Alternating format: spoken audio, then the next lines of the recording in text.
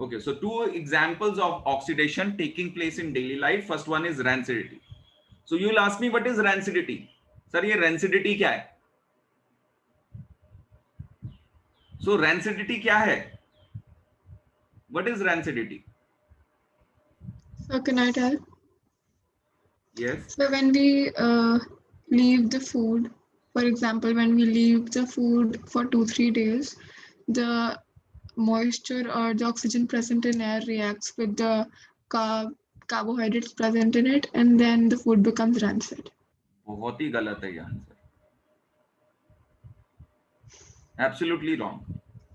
Okay, so when fats get reacted देखो, with moisture. rancidity is an oxidation reaction. Oxidation of oil and fat present in the food. ठीक है. Fried foods ज्यादातर dry, जैसे chips हो गए, potato chips होते हैं, या आपके नमकीन होते हैं कई तरह के, है ना, ड्राई होते हैं, but they are all fried groundnuts हो गए, या बहुत बार आपके सिंपल जो ड्राई फ्रूट्स होते हैं, like your almonds, your pistachios, your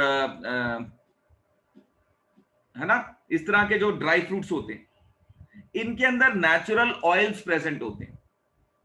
अगर हम इनको नॉर्मल कंटेनर में रख देंगे for some time, over the period of time the oxygen present in air will start reacting with the oils and fats present in these food items, and oxidation of those oil and fat will take place, which will cause spoilage of taste. उसका test थोड़ा सा बदल जाता है.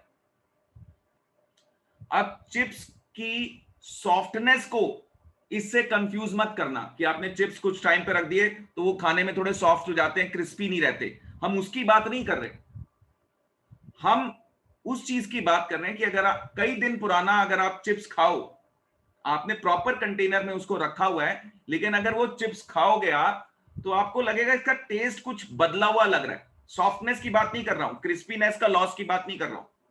उसमें एक पुरानेपन का test आता है, ओल्ड होने का टेस्ट आता है. तो वो जो पुरानेपन का टेस्ट है, it is coming because of this rancidity. ये जो आ रहा है वो ऐसे ही अगर आलमंड्स हैं, पिस्टाचियोज हैं. सर मीट के साथ भी होती है rancidity. Meat is a perishable good. We are not Yes, sir. actually talking about perishable good. क्योंकि जैसे मिल्क हो गया, मीट हो गया, जो भी फ्रूट्स हो गए, वेजिटेबल्स हो गई, चाहे उनमें ऑयल है, लेकिन वो उसमें मॉइस्चर कंटेंट इतना ज्यादा होता है कि रैंसिडिटी होने से पहले तो उसमें माइक्रो ऑर्गेनिज्म का अटैक हो जाता है, उसमें फंजाई उग जाएगी, उसमें बैक्टीरिया आ जाएगा, उसमें से बदबू आने लगेगी. रैंसिड बेचारा होने से पहले ही खराब हो जाएगा. ज्यादातर रैंसिडिटी जो है वो ड्राई फ्राइड फ्रूट्स फूड के लिए हम अप्लाई करेंगे. It is more applicable to dry fried foods. जैसे चिप्स एकदम ड्राई हो जाते हैं फ्राई होने के बाद, है ना, पतले पतले चिप्स होते हैं, आपने खाए होंगे लेज वगैरह के. So what is rancidity? It is spoilage of taste. ठीक है, spoilage of taste of fried food due to the oxidation of fats and oils in it is called as rancidity. ठीक है, rancidity does not mean कि micro organisms की वजह से जो food खराब हो जाता है. rancidity does not mean that. ठीक है, rancidity spoilage of the taste. Taste अजीब सा हो जाता है उसका, आप खाते हो यार टेस्ट कुछ बदला हुआ लग रहा है. जो खराब पेरिशेबल गुड है वो तो वैसे ही उसमें स्मेल आ जाएगी. जैसे मीट है, आप रख दोगे 4 दिन के लिए बाहर, उसमें तो स्मेल आ जाएगी, बदबू आ जाएगी. क्यों? क्योंकि उसमें माइक्रो ऑर्गेनिज्म आ गए. वो रेंसिडिटी की नहीं होती. ज्यादातर ड्राई फ्राइड फूड्स या जिन ऐसे फूड्स जो कि ड्राई हैं लेकिन उनमें ऑयल और फैट है, जैसे कि नट्स की मैं बात कर रहा था, ग्राउंड नट हो गया, पिस्टैचियोज हो गए, आलमंड्स हो गए, dry fried foods as well as your nuts. अब how to prevent rancidity, question उठता है, हाउ टू प्रिवेंट रैंसिडिटी.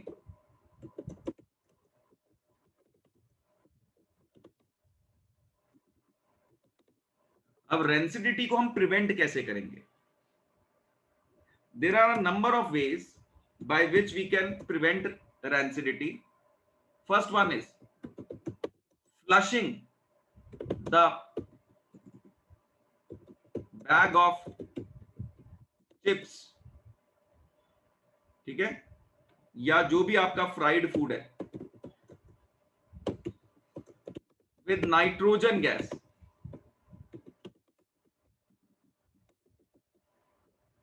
आपने देखा कि जो आपके चिप्स के पैकेट्स होते हैं वो बलून की तरह फूले हुए होते हैं, और आप भी वही पैकेट खरीदते हो जो फूला हुआ है, जो फुस हुआ पैकेट है, जनरली आप उसको रख देते हो.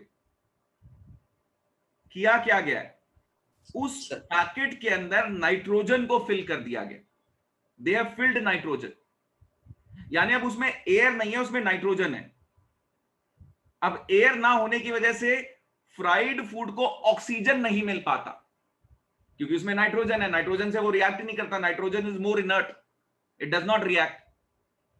It's not a inert gas, but it is more inert in comparison to oxygen. It will not react with the fried food.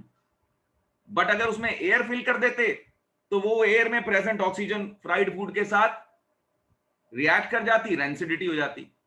Because of this nitrogen which is filled in that packet of chips, less का packet देखे ना, एकदम फूला हुआ होता है गुब्बारे की तरह, तो उसमें नाइट्रोजन भरी हुई है.